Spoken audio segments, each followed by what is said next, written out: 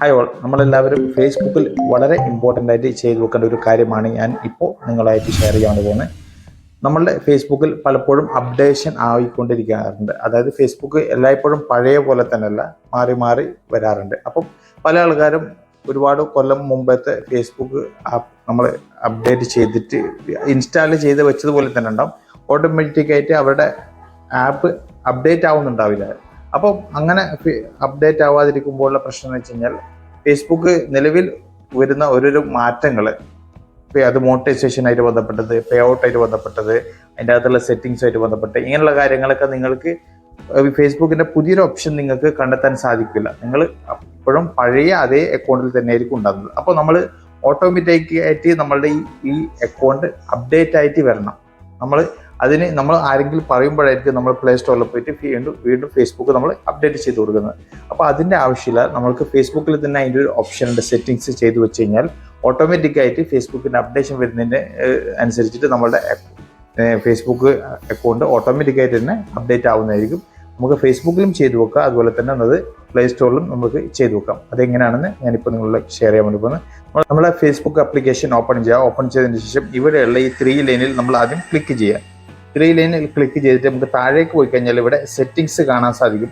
ഈ സെറ്റിങ്സിൽ ക്ലിക്ക് ചെയ്യുക. സെറ്റിങ്സിൽ ക്ലിക്ക് ചെയ്തതിന് ശേഷം താഴേക്ക് പോയി കഴിഞ്ഞാൽ നമുക്കിവിടെ മീഡിയ എന്ന് കാണാൻ സാധിക്കും. ഈ മീഡിയയിൽ ക്ലിക്ക് ചെയ്യുക. മീഡിയയിൽ ക്ലിക്ക് ചെയ്തിട്ട് നമുക്ക് താഴേക്ക് പോയി കഴിഞ്ഞാൽ ആപ്പ് അപ്ഡേറ്റ് എന്ന് ഇവിടെ കാണാൻ സാധിക്കും. ആപ്പ് അപ്ഡേറ്റ് ഈ ഒരു ഭാഗത്ത് ക്ലിക്ക് ചെയ്യുക. അതിൻ്റെ മുകളിൽ തന്നെ ക്ലിക്ക് ചെയ്യുക. ക്ലിക്ക് ചെയ്യുമ്പോൾ ഇങ്ങനെ ഒരു ഓപ്ഷൻ കാണാൻ സാധിക്കും, app update. Auto update Facebook എന്ന് കാണാൻ സാധിക്കും. ഇവിടെ നിങ്ങളുടെ ഇങ്ങനെ ടിക്ക് ഇടാണ്ടാന്ന് ഉള്ളതെങ്കിൽ നിങ്ങളത് ടിക്ക് ഇട്ട് കൊടുക്കുക, അതായത് ഓൺ ചെയ്ത് കൊടുക്കുക. അതിൻ്റെ താഴെയുള്ള ഇതും ഓൺ ചെയ്ത് കൊടുക്കുക. Allow update over any network, download updates using mobile data when wifi is not available. അതായത് വൈഫൈ ഇല്ലാത്ത സമയത്തും നമ്മളുടെ ഫേസ്ബുക്കിലുള്ള ഡാറ്റ ഉപയോഗിച്ചിട്ടും അപ്ഡേറ്റ് ആണ് അതിൽ കാണിക്കുന്നത്, അതും ഓൺ ചെയ്ത് കൊടുക്കുക. പിന്നെ അതുപോലെ തന്നെ നോട്ടിഫിക്കേഷൻ അതിൻ്റെയും ഓൺ ചെയ്ത് കൊടുക്കുക. ഓക്കെ, ഇതൊന്ന്. പിന്നെ രണ്ടാമത് നമുക്ക് ചെയ്യാനുള്ള ഓപ്ഷന് എന്ന് വെച്ച് കഴിഞ്ഞാൽ നമ്മൾ പ്ലേ സ്റ്റോറിൽ പോവാം.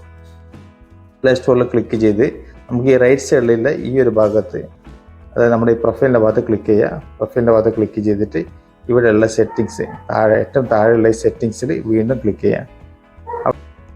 നമുക്കിവിടെ കാണാൻ സാധിക്കും നെറ്റ്വർക്ക് പ്രിഫറൻസ്, അവിടെ വീണ്ടും ക്ലിക്ക് ചെയ്യുക. അവിടെ ക്ലിക്ക് ചെയ്തതിന് ശേഷം ഓട്ടോ അപ്ഡേറ്റ് ആപ്പ് എന്ന് ഇവിടെ കാണാൻ സാധിക്കും. ഇവിടെ ഈ ഓട്ടോ അപ്ഡേറ്റിൽ ക്ലിക്ക് ചെയ്യുക. എന്നിട്ട് ഇവിടെയുള്ള ഈ ഒരു ഭാഗത്ത് update all apps over wifi or mobile data, അവിടെ ടിക്കറ്റ് കൊടുക്കാം. ഓക്കെ, അവിടെ ടിക്കറ്റ് കൊടുത്ത് കഴിഞ്ഞിട്ട് നമുക്ക് ബാക്ക് അടിച്ച് കഴിഞ്ഞാൽ നമ്മളുടെ എല്ലാ ആപ്പും അത് അപ്ഡേറ്റ് ആവുന്നതിനനുസരിച്ചിട്ട് നമുക്ക് ഓട്ടോമാറ്റിക്കായിട്ട് അപ്ഡേറ്റ് ആവുന്നതായിരിക്കും. ഇതിൽ നമുക്ക് ഫേസ്ബുക്ക് ചൂസ് ചെയ്യാൻ പറ്റില്ല, എല്ലാ ആപ്പും അതിൻ്റെ കൂടെ തന്നെ ആവുന്നതന്നെയായിരിക്കും കേട്ടോ.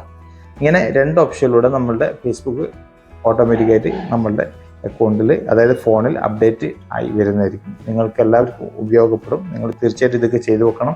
അല്ലെങ്കിൽ നിങ്ങൾ ഏതൊരു കാലത്ത് ഇൻസ്റ്റാൾ ചെയ്തിരിക്കുന്ന അക്കൗണ്ടിൽ തന്നെയായിരിക്കും ഉണ്ടാകുന്നത്. ഓക്കെ, അപ്പോൾ ഈ ചെറിയൊരു കാര്യം നിങ്ങൾക്ക് ഏകദേശം കാര്യങ്ങളൊക്കെ മനസ്സിലായെന്ന് കരുതുന്നു. വീഡിയോ ഇഷ്ടപ്പെട്ടെങ്കിൽ ലൈക്ക് ചെയ്യാൻ മറക്കരുത്. സബ്സ്ക്രൈബ് ചെയ്ത് കഴിഞ്ഞാൽ ഇതുമായി ബന്ധപ്പെട്ട വീഡിയോ വീണ്ടും അടുത്തൊരു വീഡിയോ ആയിട്ട് കാണുന്നവർക്കും ഗുഡ് ഡേ.